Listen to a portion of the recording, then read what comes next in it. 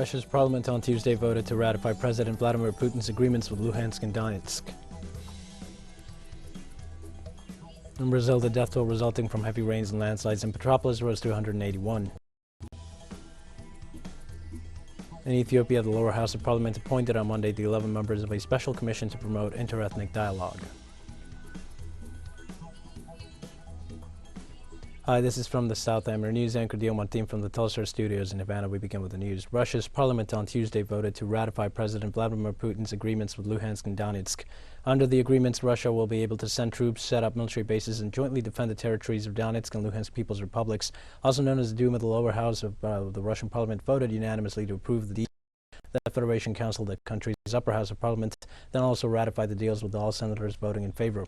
President Vladimir Putin recognized Donetsk and Lugansk People's Republics as independent states on Monday, despite repeated Western warnings that this would result in sanctions. And the Russian President Vladimir Putin met with his Azerbaijani counterpart Ilham Aliyev in Moscow on Tuesday. Both leaders discussed the implementation of agreements on Nagorno-Karabakh and the development of bilateral ties. The heads of state also signed a declaration on allied interaction, taking the relations between Russia and Azerbaijan to the allied levels.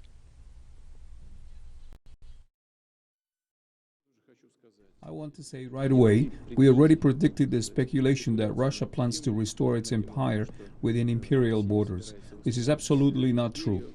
After the collapse of the USSR, Russia recognized all the new geopolitical realities and, as you know, is actively working to strengthen our interaction with all countries and independent states that have emerged in the post-Soviet space.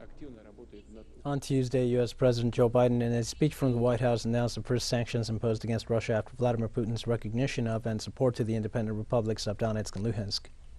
So today, I'm announcing the first tranche of sanctions to impose costs on Russia in response to their actions yesterday. These have been closely coordinated with our allies and partners and will continue to escalate sanctions if Russia escalates. We're implementing full blocking sanctions on two large Russian financial institutions, VEB and their military bank. We're implementing comprehensive sanctions on Russian sovereign debt. That means we've cut off Russia's government from Western financing. It can no longer raise money from the West and cannot trade in its new debt on our markets or European markets either. Joe Biden also highlighted that these measures are coordinated with U.S., European allies, and NATO member states who work in unison and agree on the implementation of these sanctions. Starting tomorrow and continuing in the days ahead, we'll also impose sanctions on Russia's elites and their family members. They share in the corrupt gains of the Kremlin policies and should share in the pain as well. And because of Russia's actions, we've worked with Germany to ensure Nord Stream 2 will not, as I promised, will not move forward. Russian government authorities confirmed on Tuesday that for now they do not plan to send their troops to the territory of the Donetsk and Lugansk People's Republics. In statements to the press, the Russian Deputy Foreign Minister Andrei Rudenko said that although military assistance is provided for in the agreements drawn up with Donetsk and Lugansk, for the time being Moscow has no intentions of sending its troops to the territory of the self-proclaimed republics, while stating that the decision on this matter will be taken on the basis of existing threats. Rudenko added that the signed agreement stipulates that protection of borders of the Donbass separatist region will be carried out jointly by Russian and local troops. Meanwhile, on Tuesday, the parliaments of Donetsk and Lugansk ratified treaties of friendship, cooperation, and mutual assistance with Russia.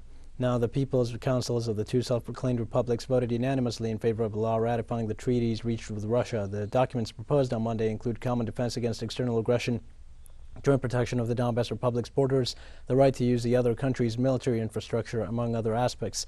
In addition, the document stipulates that Russia will take measures to support the financial and banking systems of Donetsk and Lugansk.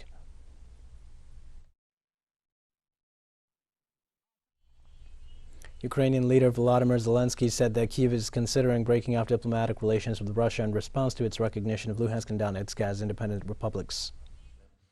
I have received a request from the Ministry of Foreign Affairs to examine the question of breaking off relations between Ukraine and the Russian Federation. I will examine and work on this issue right after this press conference. The German Chancellor Olaf Scholz said his country has taken steps to halt the process of certifying the Nord Stream 2 gas pipeline from from Russia as the West started taking punitive measures against Moscow after President Vladimir Putin recognized Lugansk and Donetsk as independent republics. That decision is a significant move for the German government, which had long resisted pulling the plug on the project, despite pressure from the United States and some European countries to do so. Washington has for years argued that building another pipeline bringing natural gas from Russia to Germany increases Europe's reliance on Russian energy supplies. The Security Council of the Organization for Security and Cooperation in Europe met to discuss the situation in the Donbass region. The Vienna-based organization, known for being the world's largest security body, held an extraordinary closed-door meeting Tuesday following Monday's announcement of sovereignty recognition of the Donetsk and Luhansk territories by Russian President Vladimir Putin. The OSCE, currently chaired by Poland, issued a statement claiming that Putin's decision is in breach of international law and of the organization's fundamental principles and undermines current efforts from EU member states in Minsk for a peaceful resolution to the conflict. The OSCE has a 57-state membership, which includes Russia and Ukraine. On Monday, the organization held an extraordinary meeting of its permanent council following a request by Ukraine calling for dialogue. On Monday, the United Nations Security Council held an emergency meeting addressing the Ukrainian conflict and the decisions taken by Russian President Vladimir Putin. At the emergency summit, UN representatives explained that it's necessary to find a peaceful solution within the framework of international law. Countries see the dispute as really worrying and delicate and advocated for a diplomatic Pacific solution. Vasily Nebenzia, the permanent representative of the Russian Federation to the United Nations, said that, quote-unquote, allowing a new bloodshed in the Donbass is something we do not intend to do. Also, Russia's ambassador told the Security Council it remains open to diplomacy and insisted Ukraine is still bound by the Minsk agreement. We'll take a short break now. Please join us again after this.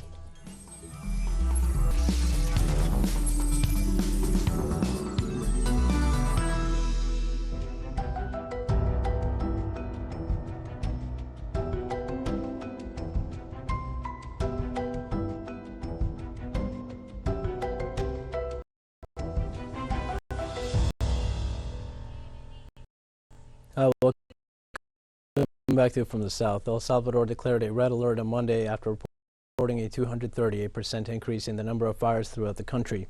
The state first and February 20th, 30 square kilometers were affected in different parts of the country. In this sense, the Minister of Government and Head of Civil Protection, Juan Carlos Villagain, called on Salvadorans to avoid agricultural burnings, burning of sugarcane, since these can get out of control. The emergency declaration points out that the conditions of winds up to 50 kilometers per hour and the existence of dry vegetation, which becomes fuel to spread the fire quickly, generate conditions that increase the danger of forest and agricultural fires.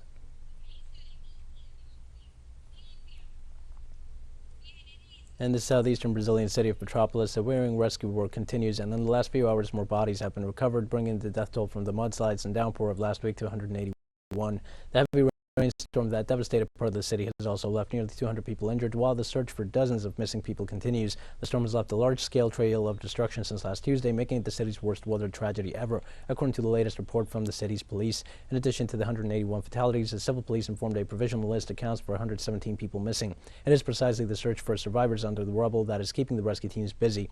In the last few hours, the civil defense issued a report confirming 775 incidents were a direct consequence of the landslides.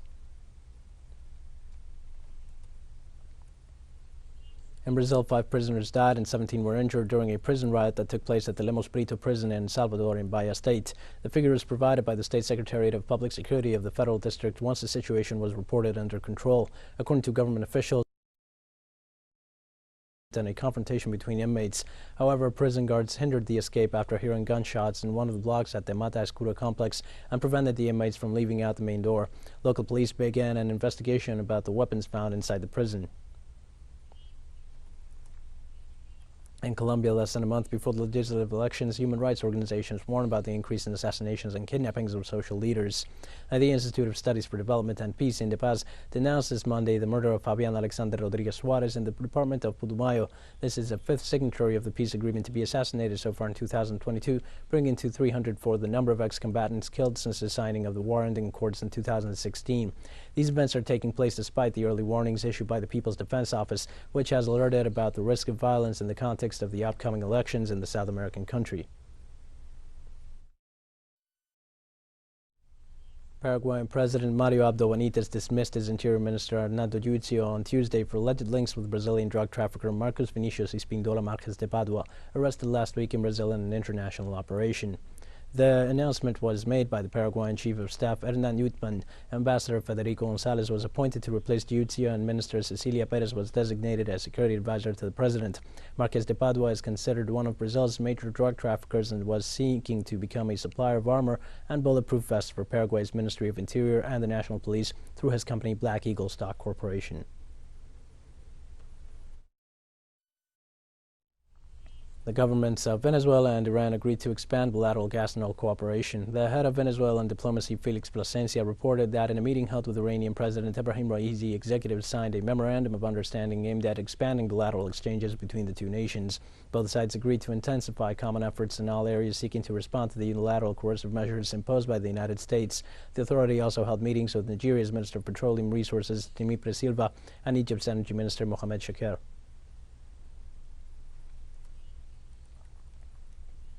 Bolivia's Ministry of Justice and the United Nations have signed a protocol to observe the judicial process in the Andean country. The Ministry of Justice and Institutional Transparency and the Office of the United Nations High Commissioner for Human Rights signed a protocol on Monday for the observation of all judicial processes in Bolivia. The protocol sets a series of regulations for the observation of procedural activities and enables the participation of human rights organizations in the monitoring itself. So that we can have, as of today, all the judicial processes that we have at the moment in the country. There are lawsuits in the country that are very important for the development of our democracy, so that we have the possibility in the country to be sure that due process and fundamental human rights are being respected. On that topic, the representative of the Office of the United Nations High Commissioner for Human Rights in Bolivia, Antonio Menendez de Subillaga, highlighted the willingness of the Bolivian state to adhere to international standards. Again demonstrates the political will of the minister and the ministry for transparency and commitment to respect international standards. In Costa Rica, International Monetary Fund experts and government representatives began a cycle of virtual meetings on Tuesday as part of the first review of the fiscal adjustment agreement negotiated with the Central American country. Let's see now, these meetings are taking place within the framework of debates on the agenda for the second installment of $290 million that are part of a $1.7 billion credit.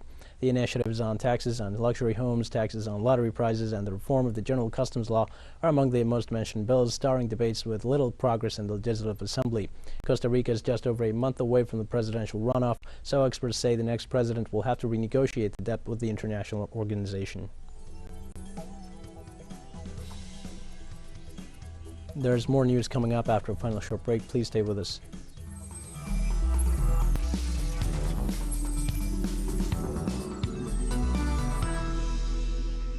Welcome back. In Ethiopia, the lower house of parliament appointed on Monday the 11 members of a special commission to promote interethnic dialogue. The 11 commissioners will be responsible for developing an agenda for talks seeking consensus. These individuals have been selected from a pool of more than 600 people chosen by citizens and evaluated by an independent committee established by the lower house. However, when it comes to legislation, these national dialogues must be inclusive and incorporate all political interests in the country. It is unclear whether the Tigray People's Liberation Front, which has been waging war with the central government since November 2020, will be allowed to join. An economic community of West African states envoy says the bloc has expressed concern over the resurgence of coup d'etats in the region during a press conference held in Lagos. Council members particularly expressed deep concern over the resurgence of coup d'etat in the region, the non-consensual constitutional reform processes in some member states, weak institutions, economic and social challenges, brewing unemployment and underemployment among the young population of the region, and its impact on peace, security, and stability of the region. On Monday, an explosion near a gold mining site in southwestern Burkina Faso killed 59 people and injured more than 100 others. The explosion was believed to have been caused by chemicals used to treat gold stocked at the site. The provisional toll was provided by regional authorities following the blast in the village of Gombrora. The first blast happened at about 2 p.m. with more explosions following. Gold is the mainstay of Burkina Faso's economy, topping its list of exports. The country is the fastest growing gold producer in Africa, as well as its fifth largest. Small gold mines like Gombrora have grown in recent years, with some 800 across the country. The small-scale mines are also reportedly used by armed groups linked to Al-Qaeda and ISIS, which have staged attacks in the country since 2016.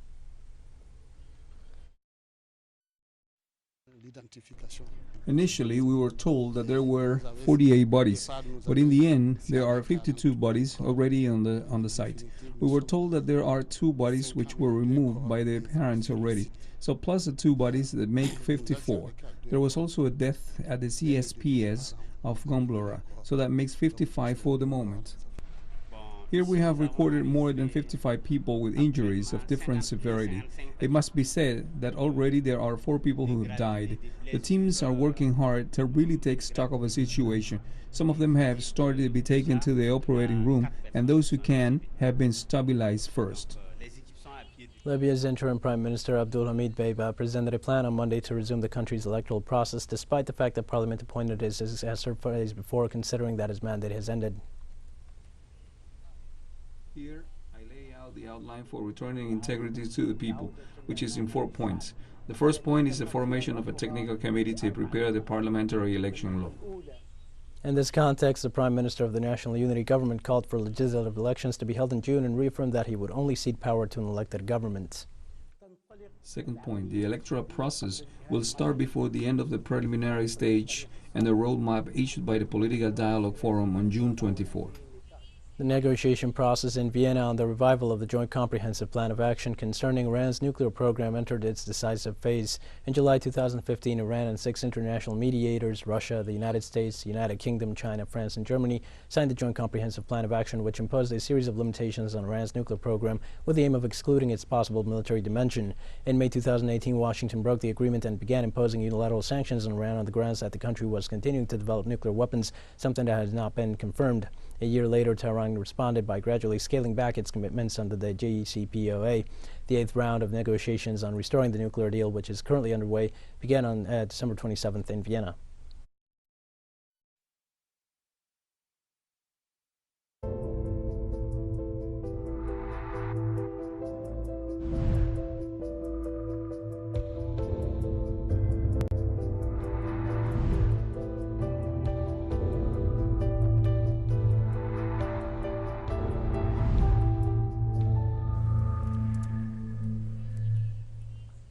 New Zealand anti-vaccine protesters pelted police with a stinging substance, sending 3 agents to a hospital with injuries Tuesday as tensions spiked over an angry weeks-long protest. Prime Minister Jacinda Ardern decried absolutely disgraceful scenes after the suspected acid attack and a startling incident that saw one protester speed a car toward police lines before coming to a quick halt just centimeters away. The brief but intense confrontations erupted near New Zealand's parliament early Tuesday. 3 officers who were taken to the hospital were recovering well. He blamed a certain group within the protest for the appalling attack. Ardern said she was concerned the protest was becoming increasingly violent. British Prime Minister Boris Johnson announced at the House of Commons on Monday that last remaining restrictions on coronavirus in England will be lifted from February 24th. In England, we will remove all remaining domestic restrictions in law. From this Thursday, it will no longer be law to self-isolate if you test positive, and so we will also end the provision of self-isolation support payments, although statutory sick pay can still be claimed for a further month. Johnson also said the country is moving from government restrictions to personal responsibility and noted that COVID-19 rapid tests will no longer be free for the general population. Today is not the day we can declare victory over COVID because this virus is not going away. But it is the day when all the efforts of the last 2 years finally enabled us to protect ourselves whilst restoring our liberties in full. We've come to the end of this news brief. Remember, you can find these and many other stories on our website at teleSUR English. You can also join us on social media for all the latest news. We're on Facebook, Twitter, Instagram, and Telegram. For teleSUR English, I'm Dio Martin. Thanks for watching.